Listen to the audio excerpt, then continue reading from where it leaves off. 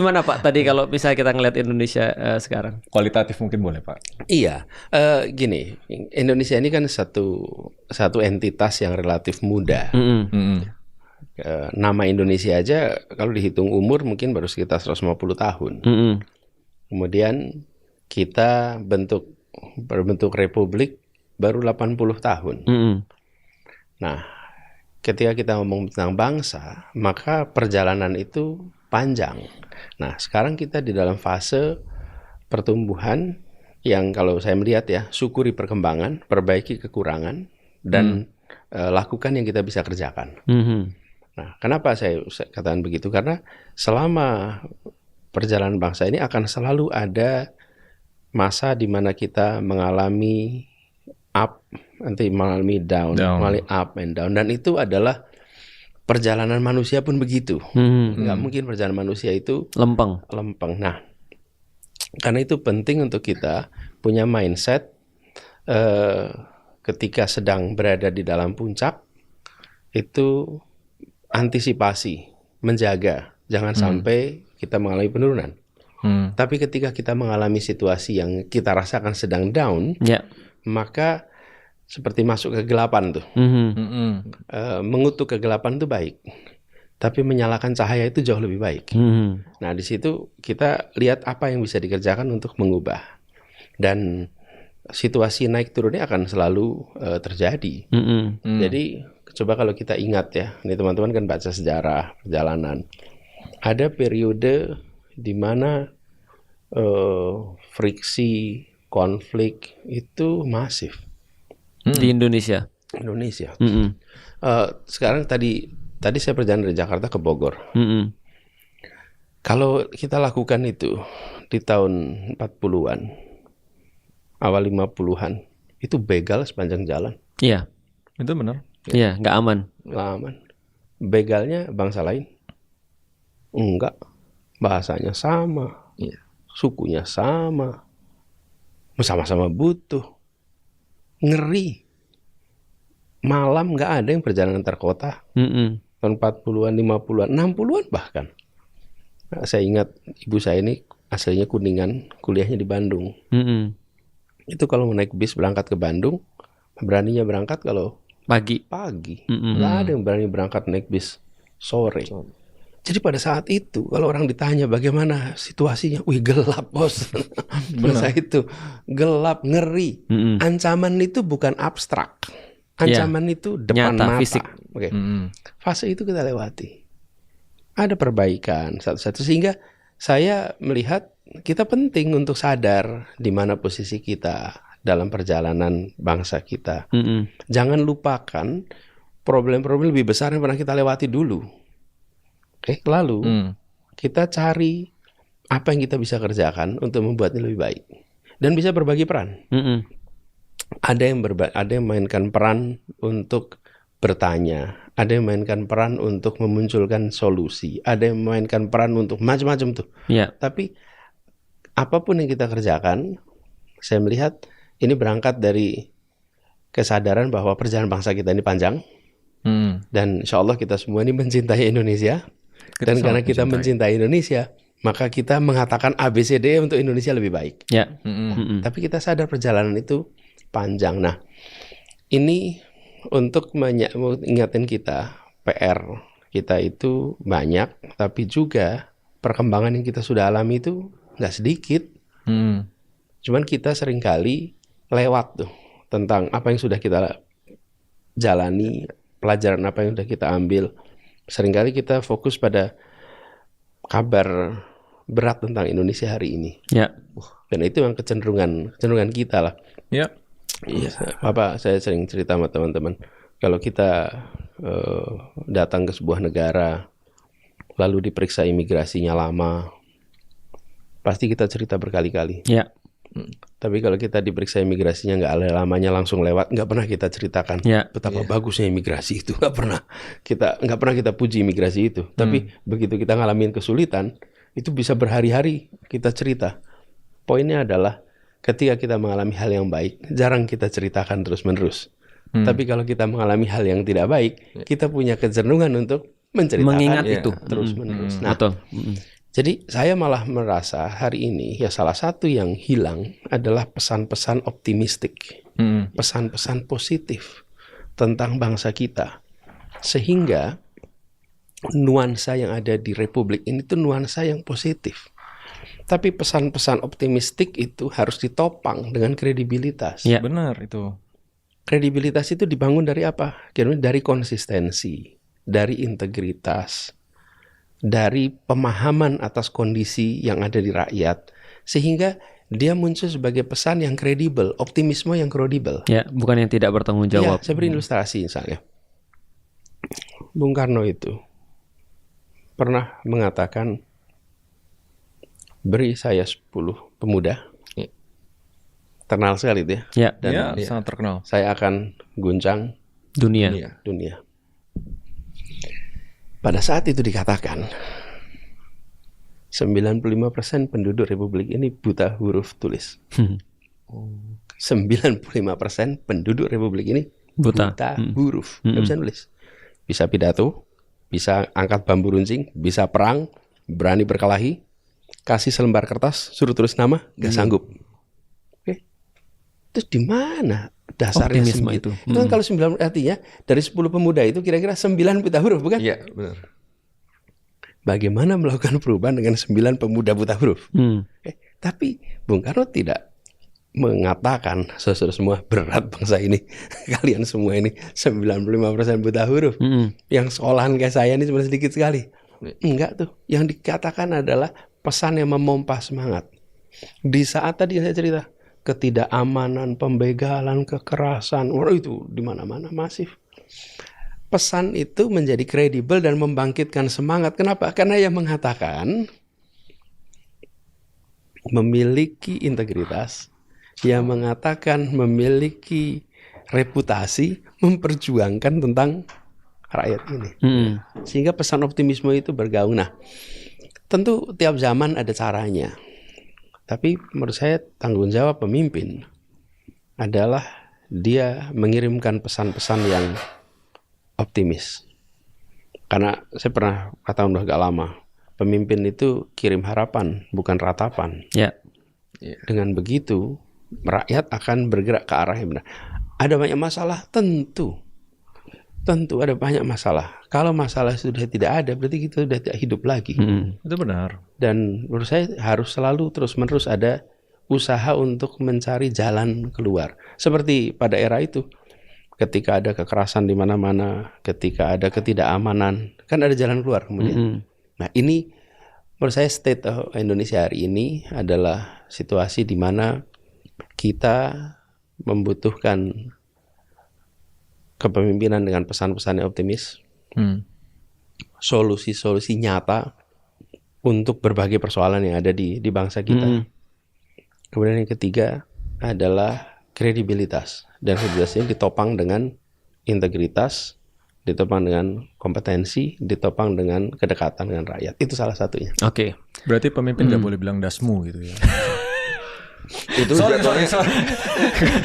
Kita kayaknya udah kebiasaan ngobrol tongkrong. Tapi kalau kau lihat gini ya, gini Pak, sebenarnya ini kan realistisnya kita Pak ya. Sebenarnya kalau kita mengharapkan ada satu perubahan nih, kita kan harus lihat bahwasanya kita sekarang dalam kondisi tidak baik-baik aja. Selagi kita punya harapan tadi seperti optimisme tadi bahwa kita pasti sampai pada satu tujuan. Karena kalau aku secara pribadi ngelihat kalau ada orang yang misalnya contoh dia cuma dikasih optimisme aja tanpa ada kredibilitas, tanpa ada konsistensi, akhirnya dia cuma kayak dibius aja. Dan justru yang menurutku kayak ini yang dilakukan oleh beberapa pemimpin atau pemerintah yang tidak bertanggung jawab. Jadi kayak feeding bahwa kita oke, kita baik-baik aja gitu kan ya. Ya kayak di MU misalnya Pak, kayak gitu juga tuh. Mereka bilang kita perlu nunggu, kita santai aja dulu dan segala. Tapi ternyata perubahan itu nggak terjadi misalnya. Selalu percaya proses. Tapi ternyata nggak ada proses yang dilakukan. Jadi kredibilitasnya tuh nggak ada Pak. Sehingga kayak ngomongannya tuh nggak bertanggung jawab gitu Pak. Nah kayak Indonesia sekarang kayak gini nggak sih Pak? Kayak maksudnya? Ya, belum lagi yang lebih parah kalau misalnya di tahap sampai gaslight. Sampai kalau misalnya kita warga nih nggak menunjukkan optimisme, padahal realitanya memang tidak kondusif untuk kayak kasus kabur aja dulu kemarin nih loh Pak. Itu loh. Kan mereka bilang kan gini, sebenarnya nggak ada masalah, kalian aja yang masalah, bukan kami yang masalah gitu. Gelap-gelap apa gitu kayak gitu. Sebetulnya begini, nomor satu pengakuan bahwa ada problem. Ya. Dan sambil kita mengatakan bahwa dalam setiap masalah ada jalan keluar. Bukan sesudah masalah ada jalan keluar ya. Yeah. Dalam setiap masalah itu ada jalan keluarnya. Nah, jadi lalu ada keseriusan untuk mengerjakan. Sehingga orang yakin bahwa kita memang akan serius. Jadi kalau boleh sampaikan, jangan juga khawatir mengungkapkan pesan-pesan yang positif, pesan yang optimis. Tapi itu semua adalah bagian dari kerja mencari solusi. Bagian kerja mengerjakan yang benar. Jadi misalnya gini, kalau kita melihat ada problem di bidang pendidikan, kemudian kita mengatakan bahwa kita optimis pendidikan kita akan lebih baik, tapi nggak ada langkahnya. Nah itu dia. Nggak ada langkahnya. Ya nggak, itu namanya statement aja. Optimisme itu dibangun sambil ada langkah-langkah nyata untuk pendidikan kita. Jadi dan memang salah satu masalah paling mendasar untuk bangsa yang sedang berkembang seperti kita, ini masalah pendidikan. Itu benar. Itu paling mendasar. Selama pendidikan kita tidak mendapatkan prioritas yang serius, maka itu akan sulit sekali kita mendapatkan solusi-solusi ini semua. Jadi, nah pesan itu jadi pesannya diiringi dengan policy, diiringi dengan langkah-langkah nyata sehingga menjadi executable change, perubahan yang bisa dieksekusi. Contoh kayak gini Pak, misalnya ya. Kita ambil contoh nyata banget, misalnya aku sangat amazed betapa Pak Anies husnuzon sekali gitu maksudnya. Nah, kita kan nyata banget misalnya. Terbiasa suuzon ya di sini. Kita kan terbiasa suuzon. Kemarin saya ngobrol sama Raymond Pak. Kita berdua sepakat, kita tuh kalau ditanya apakah Indonesia masih punya masa depan, waktu itu bilangnya sangat ragu ya gitu ya. Sangat ragu. Gitu. Nah, terus denger Pak Anies tadi ngomong, kita jadi optimis. Langsung wah ada cahaya gitu Pak. Karena aku ngeliat gini, misalnya contoh kayak pemilu aja kita bicarain Pak. Pemilu itu kan semacam kayak indikasi tentang sehat atau enggaknya satu negara sebenarnya Pak. Satu pemerintahan satu bangsa. Demokrasi. Boleh. Aku ikut pemilu 2004, 2009, 2014, 2019 dan nggak pernah aku mengikuti pemilu seintensif aku mengikuti pemilu 2024. Karena ada Pak Anies di situ. Terus terang aku well known ketika aku ngobrol kemana-mana bahwa aku tidak pernah lebih intens untuk ngomongin pemilu, dan sebenarnya bukan hanya pada orangnya tapi pada sistem apa yang nanti ketika mereka sudah terpilih mereka memimpin dengan itu. Nah tapi kan kita kan tahu sendiri Pak ya, contoh misalnya ya, aku pernah ditanya Pak sama timnya Pak Anies, ada saran nggak terhadap misalnya timnya Pak Anies ketika di 2024. Aku bilang begini, aku melihat, mohon maaf nih Pak kalau salah ya, ini nanti kalau salah boleh di-cut. Aku bilang itu problemnya mulai setelah ada wakilnya. Nah, langsung drop name saya, chime in. Iya itu ya kita sudah drop name lah. Artinya menurutku itu problematis banget karena itu sudah terlihat banyak sekali kompromi misalnya, atau misalnya setelah itu ada hal-hal yang ya kita udah tahu lah akhirnya terjadi dan sesuai dengan apa yang kita persangkakan beberapa orang atau banyak orang, dan setelah itu kan sebenarnya banyak banget hal-hal tidak adil sebenarnya terjadi, dan itu bisa plain sight gitu loh, maksud terlihat secara nyata banget dan semua orang ngomongin itu sebenarnya Pak. Dan ini kan kasus yang sebenarnya kita nggak bisa optimis sebenarnya dalam hal ini. Artinya kalau dalam perkara-perkara yang kayak gini misalnya mereka bisa berbuat curang, itu perkara besar banget mereka bisa berbuat curang. Perkara-perkara kecil itu mereka akan lebih mudah lagi berbuat curang sebenarnya. Dugaan. Maksudnya ketidakadilan. Contoh kayak gini misalnya, ya, kita ngomong langsung aja ya. Kita nggak usah bicarain tentang pemilu presiden lah, pemilu Jakarta. Itu kan ngeri banget menurutku. Itu kan sangat terlihat sekali. Maksudnya kita mau nutupin dari segi apa gitu maksudnya untuk optimis itu. Nah artinya kalau mereka dari segi ini mereka sudah bisa berbuat sampai di titik itu, apalagi hal-hal yang lain gitu loh maksudnya. Nah enlighten us gitu Pak. Maksudnya gimana sih cara kita ngelihat kayak gitu Pak? Ya jadi itu wakil yang mana itu? Kan ada wakil juga ya. Iya wakil yang di presiden lah Pak. Tapi kita lihat gini.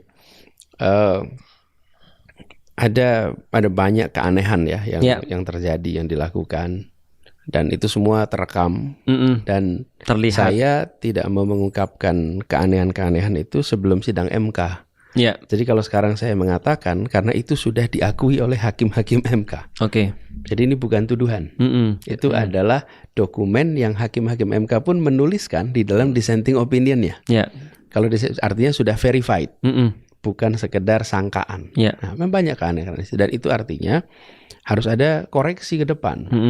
Jadi salah satu hal yang saya sampaikan ketika pemilu selesai, kemudian MK memutuskan, kita hormat kepada putusan pengadilan. Setidak setuju apapun kita dengan keputusannya, kita mentaati. Dan saya memilih untuk hadir ketika penetapan. Saya memilih hadir untuk pada saat pelantikan. Sambil dalam semua event itu saya katakan bahwa yang menjadi catatan hakim-hakim MK harus dimasukkan menjadi bagian dari revisi dan perbaikan. Kenapa? Karena proses pemilu ini 5 tahunan itu adalah proses perbaikan terus-menerus. Jangan sampai 5 tahunan itu yang belajar adalah pelaku yang curang. Tiap 5 tahun dia upgrade versi kecurangannya.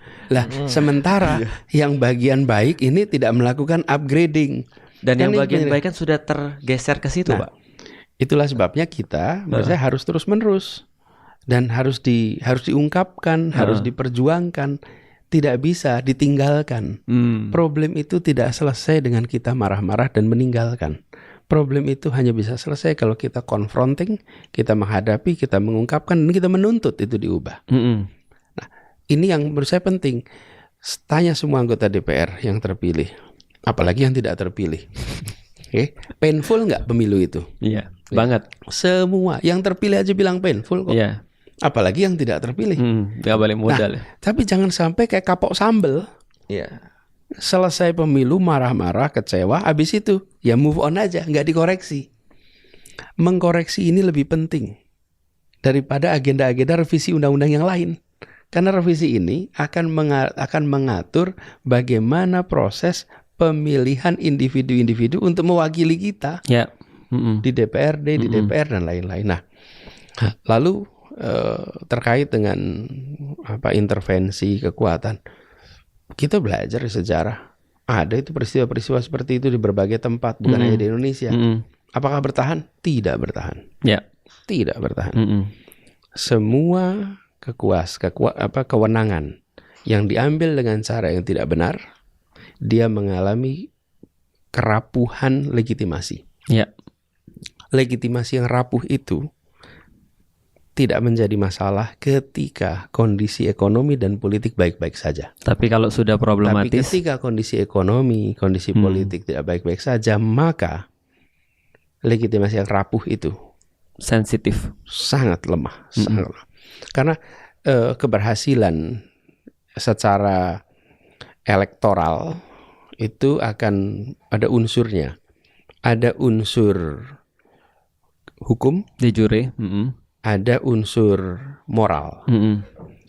Seseorang yang terpilih dengan angka X dalam hitungan suara, tapi separuh dari suara itu diraih dengan cara curang, benar, secara hukum, secara legal memang dia terpilih. Tapi dia tidak memiliki basis moral. Dan itu apa sih implikasinya?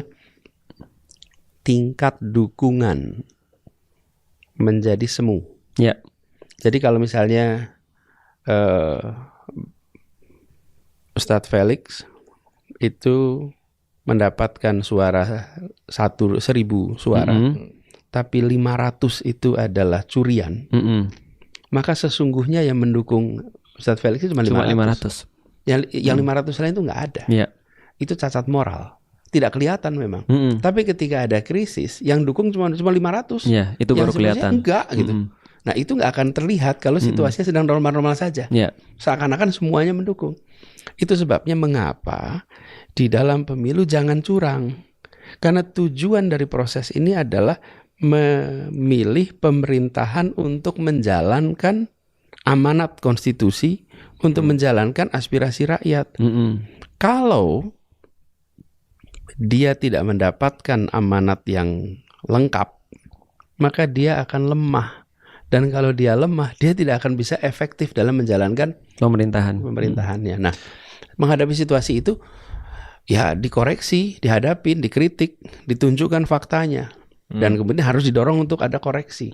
Tapi kalau kita give up, ditinggal, memangnya yang ditinggalkan kemudian akan sadar. Bukan hanya akan sadar, akan merasa kehilangan gitu? Ya. Enggak lah, malah syukur lah, jalan aja udah. Yang pada ninggalin, saya akan terus aja di dalam kekuasaan ini. Nah sebelum mereka ini udah gemes kayaknya, aku pengen nanya satu nih Pak. Satu lagi Pak, setelah kasus pemilu nih Pak. Ini kan yang dulunya di tempat Pak Anies nih, ini kan perlahan-lahan bergeser nih Pak. Ada yang terus kemudian mereka nggak tahan ketika mungkin sendiri atau mungkin habis bensin dan segala macam. Lantas mereka ke sana gitu Pak misalnya. Terus kayaknya sekarang Pak Anies ditinggal sendiri gitu Pak. Ya. Nah terus maksudnya gini, betul Pak secara janji nggak mungkin kecurangan atau ketidakadilan itu bertahan selama-lamanya, nggak mungkin, pasti ada waktunya. Tapi kita di sini kan sebenarnya kan tadi Pak, duluan kita mati atau kezoliman yang mati kan gitu sebenarnya. Nah gimana Pak, kira-kira ngelihat kayak gini ada pesan nggak untuk kita kan yang ngelihat udah mesak kayak Pak, apalagi menjalani gitu Pak. Gimana tuh Pak kira-kira Pak? Jadi menurut saya rakyat ini bisa menilai dan nantinya akan mengambil sikap kok. Akan ambil sikap kok. Ketika sebuah partai konsisten atau sebuah partai tidak konsisten, itu reaksi dari pendukungnya akan konkret kok. Konkret. Ya kita bisa menyaksikan. Kemarin. Jadi menurut saya hari ini tuh kita justru berada di dalam situasi informasi makin hari makin, kalau bahasa resminya makin simetris. Sehingga antara elit dan rakyat kebanyakan informasi itu makin setara. Dengan informasi makin setara, maka berbuat inkonsisten itu lebih mudah untuk dihukum. Secara sosial etik. Secara sosial, secara elektoral, lebih mudah dihukum, dan itu akan menjadi catatan. Karenanya kita makin hari, menurut saya makin menuju era transparansi. Dan transparansi itu salah satu key ingredient terjadinya masyarakat berintegritas. Salah satunya key ingredient itu transparansi. Nah kita tahu yang disebut dosa itu apa sih? Sesuatu yang ditutup-tutupi, bukan? Sehingga kalau dibuka, serba terbuka, maka otomatis berintegritas. Nah, hari ini kita makin hari menuju masyarakat yang makin transparan. Dan itu artinya memberikan disinsentif untuk penyimpangan. Karena dalam transparansi orang cenderung tidak menyimpang. Yang sembunyi-sembunyi seperti RUU TNI kemarin. Itu salah satunya contoh. Pokoknya kalau udah pakai sembunyi-sembunyi, berarti ada sesuatu yang tidak diingin diketahui oleh publik. Walaupun harus ada catatan transparansi itu terkait dengan urusan kepentingan strategik nasional, ada urusan-urusan mengkerahasiaan negara, itu ada hal-hal yang memang tidak didesain untuk transparan.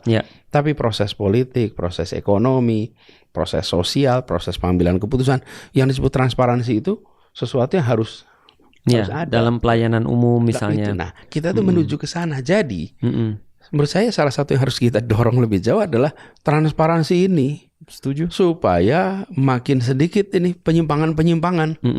Karena kalau ada transparansi, penyimpangan itu will not go unpunished. Tidak akan mungkin berjalan tanpa diberi sanksi. Tapi kan hukum tumpul di atas Pak.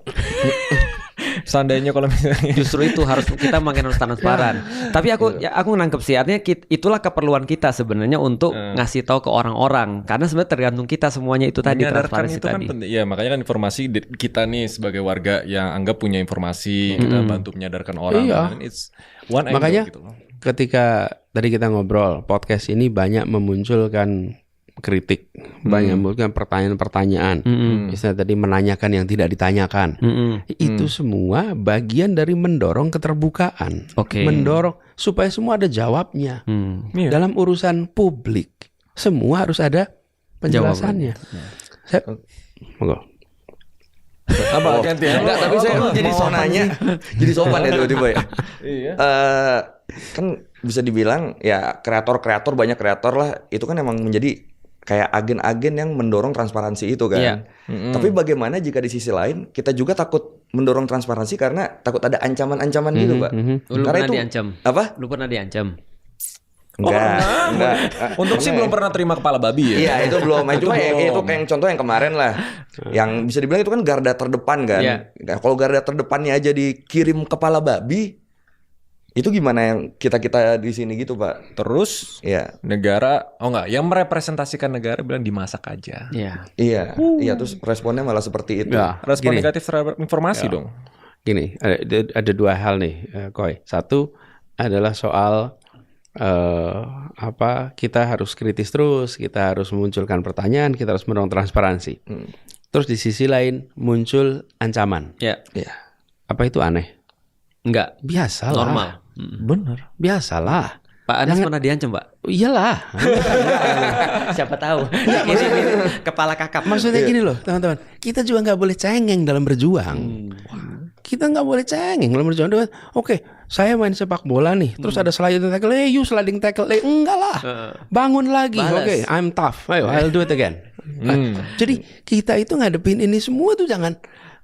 Masa sih kita dikirimin? Enggak gitu.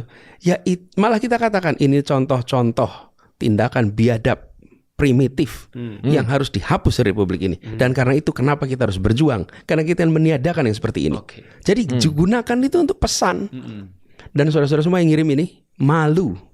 Beranikah yang mengirimkan kepala babi itu bercerita pada suaminya, pada istrinya, pada anaknya? Kalau tidak berani, berarti Anda sedang melakukan hal yang biadab.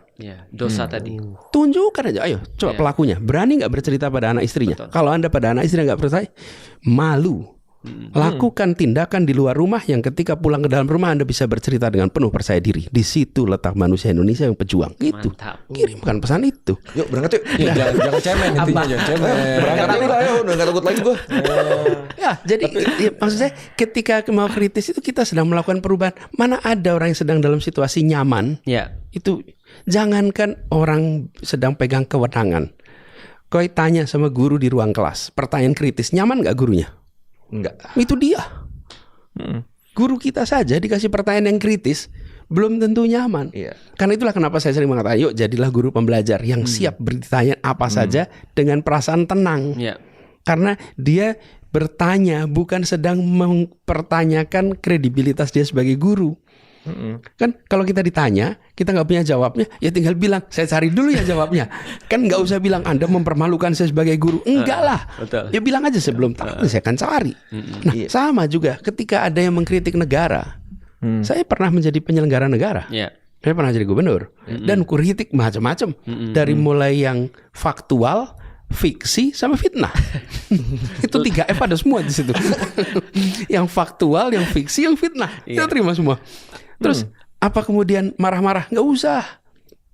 Tidak perlu marah-marah. Kenapa? Saya tidak menempatkan Jakarta itu dalam badan saya. Saya tempatkan Jakarta dalam pas ini. Nah nih, ada orang yang mengkritik Jakarta, maka dia sedang mengkritik urusan yang saya sedang mau perbaiki juga. Oke. Bukan mengkritik saya. Mengkritik saya lah. Dipindahin tuh, nggak di sini nih. Pindahin di sini nih. Jadi nggak usah emosi. Iya. Biasa saja. Memangnya masalah yang ada di Jakarta itu baru ada sesudah Anies jadi gubernur? Enggak lah. Itu masalah sudah ada bertahun-tahun. Kali itu saya sedang menjadi gubernur. Ada kritik tentang Jakarta. Ya saya jawab, saya koreksi. Apa yang harus dikerjakan? Apa yang harus diperbaiki? Relax. Nah, tapi bagi pribadi-pribadi yang tidak terbiasa dialog, yang tidak terbiasa, exactly. It's about me. Ini tentang saya. Dan semua kritik tentang Jakarta adalah kritik tentang saya. Itu tidak boleh ada. Nah, hari ini kalau ada yang tahu mengkritik tentang kondisi Indonesia, ya memang kita sedang punya masalah di Republik ini. Akui saja. Lalu yuk sama-sama kita perbaiki. Jadi menurut saya dari sisi yang berusaha itu jangan mengharapkan bahwa semua yang diungkapkan itu akan disambut dengan waduh terima kasih sekali, pikirannya mulia, pikirannya baik. Enggak, akan muncul dengan you ngelawan ya, akan muncul begitu. Nah, jadi kita harus siap saja. Nah, udah itu yang satu. Terus yang kedua, soal reaksi. Yang tadi cerita soal reaksinya apa? Reaksi dari negara. Yang staf istana. Ya. Staf istana. Yang dimasak Ya. aja. Katanya. Itu seru itu. Seru gimana Pak? Enggak, gini loh. Apa yang Raymond tadi bilang? Raymond itu menggunakan istilahnya bagus. Kenapa kata Raymond? Raymond itu bilang dan sikap negara. Kenapa bagus? Tidak banyak yang selalu mengatakan itu sebagai sikap negara. Orang yang sudah berada sebagai penyelenggara negara, Ya, mewakili. dia harus tahu bahwa kata-katanya, tindakannya Ya. adalah kata-kata negara. Tindakan negara, bukan pribadinya. Ya. Dan dia 24 jam atas nama negara. Ya. Nggak ada Sabtu Minggu saya sedang Libur. tidak lagi negara. Enggak. Itu menempel 24 jam. Karena itu ungkapkan dengan adab. Ungkapkan dengan ilmu. Kasih sayang lah minimal. Ungkapkan dengan nilai-nilai. Dan nilai-nilai itu semuanya, termasuk nilai simpati, nilai empati, nilai kasih sayang, nilai ketegasan. Ya. Nah, kalaupun menganggap itu sebagai tindakan yang menurut negara itu boleh, ya katakan. Kenapa Katakan. bolehnya? Kalau itu yang boleh, biar nanti publik juga akan menjawab. Menurut publik nggak boleh itu gitu. Jadi menurut saya bertindaklah sebagai negara, jangan bertindak sebagai orang perorangan. Kalau perang perorangan bisa nulis apa saja di Twitter, di Facebook, di Instagram, perorangan. Tapi sebagai negara, maka dia harus mengungkapkan hal yang dia bisa pertanggungjawabkan. Ya.